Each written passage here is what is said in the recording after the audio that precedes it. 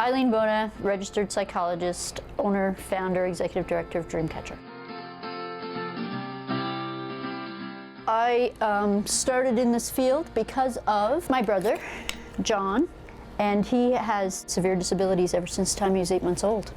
But he is a very special person who's had a ton of life challenges because of his disabilities. With Dreamcatcher, when I started my career, I started in helping adults, people like John. The whole animal-assisted equine facilitated counseling thing in nature, in a natural environment, is so motivating for so many people who love animals. And that's kind of how the whole thing came together in a nutshell from start to end.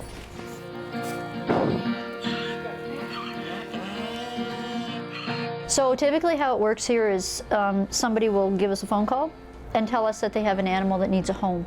I mean, we could go buy animals if we wanted to, and we could buy the perfect animal that's going to be the perfect therapy animal, but we believe that there's a whole population of animals out there that need a home. So we prefer to get animals that people want to give us because they want them, or need them, I should say, to have a good home. This lady called and she said that she came across this horse and it was going to be going to the auction, and she figured it was going to end up going for meat because it had no ears.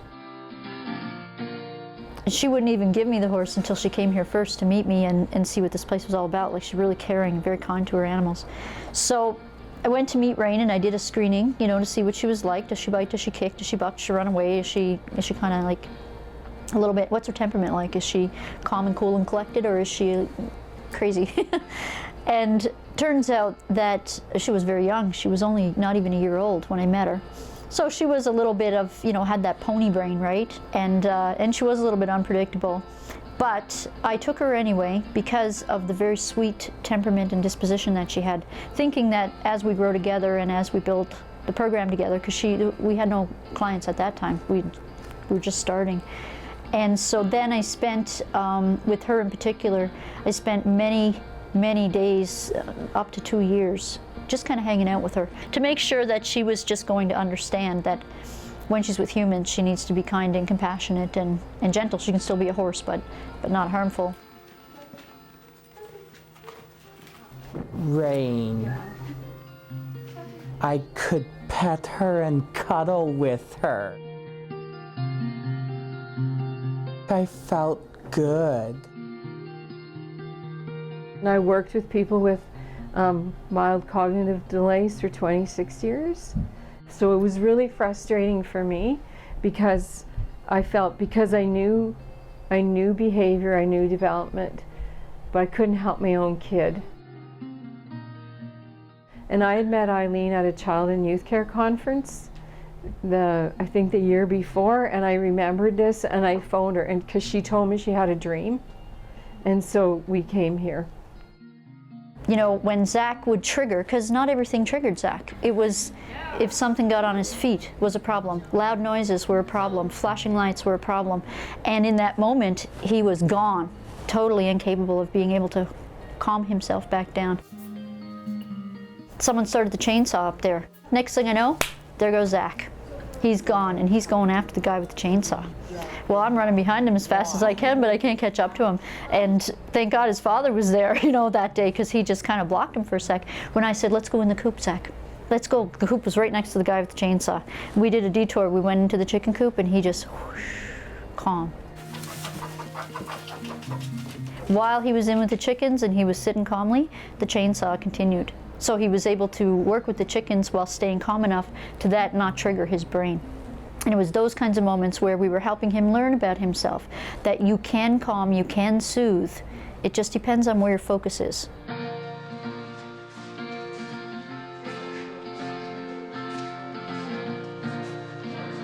When our clients start here, they get introduced to all of the animals. So my very first day here, and there was one other girl as well, we got the same introduction. And it was in September and the weather was gorgeous, and we actually went out to the back 40 because there's 40 acres here. So as we're walking and admiring all of the scenery and the animals are coming up to us, up from a hill comes a llama, and I panicked. I was petrified of llamas. I'd been attacked by llamas in the past. So Uncle Snee is one of the llamas here. We don't know much about his story. He was given to us by a lady who had bought him at an auction, and she lived in the city, so she couldn't keep him. When we had someone come in to check him over to see how he was doing health-wise, he became quite distressed. So the hypothesis was that he was probably traumatized in some way, shape, or form from where he previously lived. So you have me, who's petrified of llamas, Uncle Snee, who's now scared of people because he's got some trauma in his background. And him and I somehow started to work together. He had a best friend here named Minty, who was also a llama, and sadly about 3.5 years ago Minty died. So Uncle Snee had nobody. I was his replacement of Minty. I don't really know how it all came about, but him and I became very connected. When I'd go out to the pasture, Uncle Snee would come running towards me. Usually freaked out the people I was with because he would come literally right into my space. So him and I have just become closer and closer. I'm no longer scared of llamas. He loves me, does really well with most people. And so when I introduce him, he's my boyfriend. I don't know if it's a misconception about their grumpiness for llamas. They're not like pets like horses are, or like other animals. They're not as domesticated. Like, they don't really have a relationship with us as humans, besides that we make them work. Or we grab them and we pull all their hair off and we make a sweater out of it. Like, they don't care about the sweater, but the trauma of having that happen to them is a little bit, stays in their mind for a while. And almost everybody that comes here, the first question when they meet the llamas or the alpacas is, do they spit? Because they've been spit on at the zoo or something like that. But if you spend time with a llama or an alpaca in a way that's very quiet and calm, they'll come to you. You can feed them and you can do all kinds of things with them. They'll follow you and you can have them like big dogs. But again, you have to do it with respect and you have to do it from their point of view. So in terms of therapy animals, they're a wonderful therapy animal when you're trying to help people understand how they interact with other people.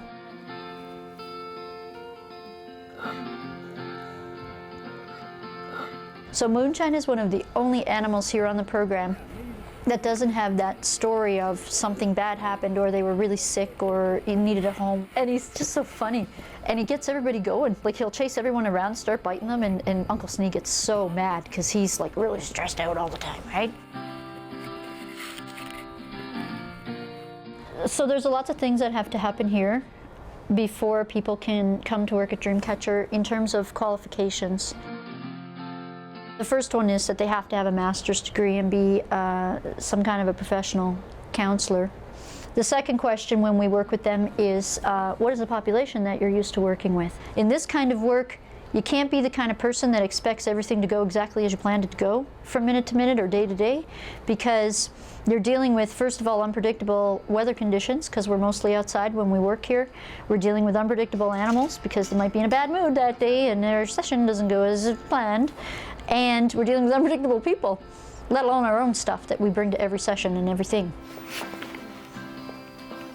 We need to be safe, we need to be ethical, and we need to be always doing the best we can for our clients and for our animals.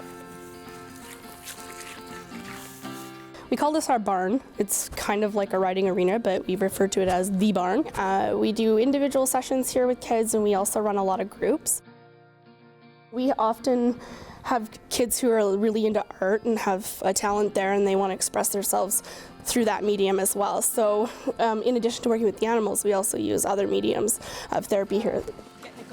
What we often have them do is paint onto the animal something that they want to let go of, or bad feelings or a bad event that they want to leave here, and the animal symbolically takes that out into nature. The rain, snow washes it off, or when they roll in the dirt, it gets ground back into the dirt. And we talk about how Mother Nature heals itself and how they can let that go here, and how the animals are really strong and they can take that burden from the child and leave it out here. When I was looking for practicum sites a year ago, I really enjoyed animals. I grew up around animals. I had a horse, I had a dog. I just loved everything about them. And I was talking to some people that I knew that loved animals as well. And through a friend, I found out about Dreamcatcher. I just think it's very deep and very beautiful. It's a way to connect with an animal and people on a different level. And so the way it was introduced to me wasn't accurate. I know that now, but at the time I didn't. And I just thought, this is baloney. It doesn't work. It's a scam, I guess you could say. For me, it was something new to experience. We were actually in the barn working. Each of us had an animal. I think all 3 horses and maybe a donkey was involved. And I was working with Buttons, who is our lead mare. And as we were going through exercises and doing things, I don't remember exactly what occurred, but she triggered something in me and sent me reeling into my past. And I had to get through it because I was in the barn with a bunch of strangers, really. And that's when I realized the impact or the power of animal-assisted therapy and what it truly meant.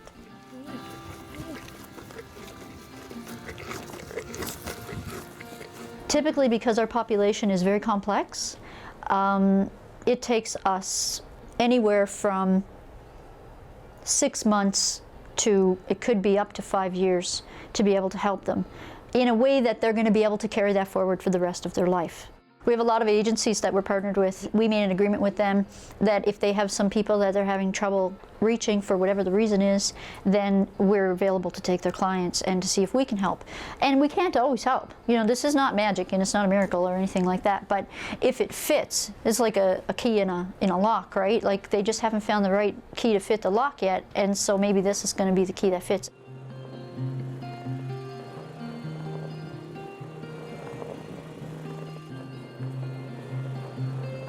When Zach was born, he got stuck, so there was a little bit of oxygen deprivation.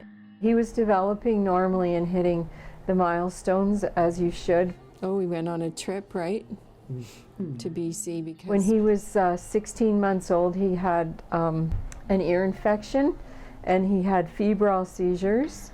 And then during one of the febrile seizures, he started convulsing, which is a tonic-clonic seizure. There you are with your silly sisters. Oh, and you were reading to Eden too when she was little. Do you remember that? From then on till he was about 3, I kept noticing that he'd have these kind of staring spells, and his eyes would get glassy and his lips would get all blue. And at the same time, his speech wasn't developing as it should.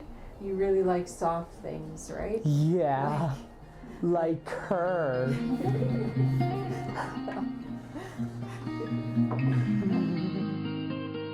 When he was 3, we got a diagnosis of epilepsy.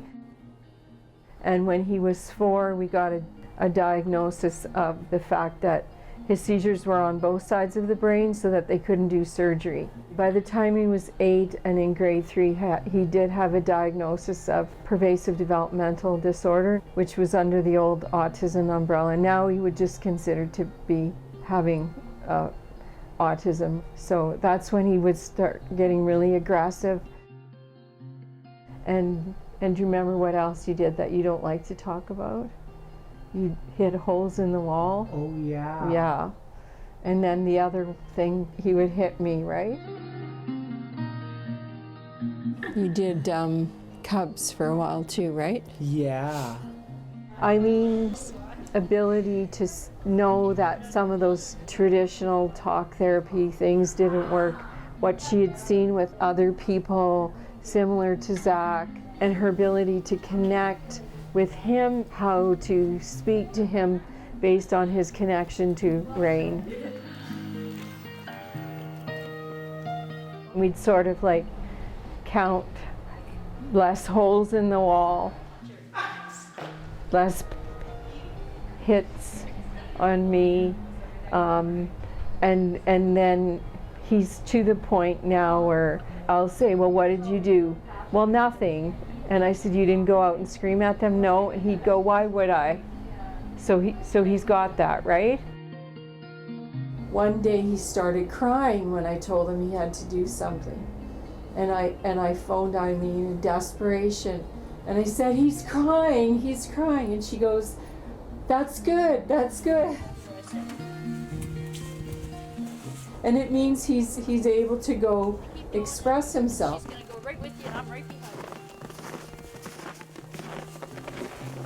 So it works better. It works better for some people than traditional therapy, especially if they have a love for animals. It's motivating. I don't know how many people are motivated to go to therapy. I mean, I don't know if you've ever been in therapy, but it's just a little bit stressful, you know, to have to go tell your stuff to people. And some of the people we see have told their stuff to people like 20 times and they still didn't get the help they wanted, so they're a little bit skeptical. But if they're coming here, especially children, if they're coming here to play with animals or see animals, or just they fall in love with these things and they get very attached, and because of their love for the animal and because for their own personal stuff at that moment, it's a motivation that comes from inside them. They want to succeed. They want to come back here. They want to be able to have the skills it's going to take to build that relationship with that animal in that healthy way. So they'll do the work. They'll work harder in this environment for those kinds of things because of their own internal motivation, their own just passion and love for the animals.